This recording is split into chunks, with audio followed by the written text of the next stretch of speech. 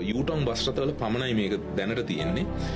Monitoring system එකක් තියෙනවා. Bus රථය කොහොමද එලවන්නේ, හයියෙන් බ්‍රේක් ගැහුවද, හයියෙන් ඇක්සලරේට් කරාද, ඕනට වැඩිය වෙලා මේ බස් එක නතර කරන් හිටියද, මේ සියලු දේම ට්‍රිගර් වෙන හොඳ සිස්ටම්ස් තියෙනවා. හොඳ ඩෑෂ්බෝඩ්ස් තියෙනවා. නොටිෆිකේෂන්ස් අපිට එනවා.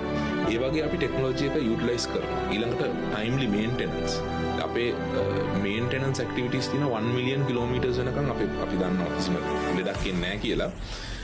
ඒ වුණත් අපේ ටයිම්ලි මේන්ටෙනන්ස් අපි ඇතුළත අපේ කස්ටමර්ස්ලට අපි ලබා දෙන්න සලස්සලා තියෙනවා තාක්ෂණය තුලින්. ඊළඟට අපි CCTV මොනිටරින් NCG Express ගත්තොත් එම ෆුල් ටයිම් අපේ ඉන්න වෙනම ටීම් එකක් 4 දෙනෙක් ඉන්නවා ෆුල් ටයිම් CCTV මොනිටර් කරනවා. ඩ්‍රයිවර්ස්ලා මොනවා හරි මිස්ටේක්ස් කරනවද, unnecessary passengers හිටගෙන යනවද කියලා බලනවා.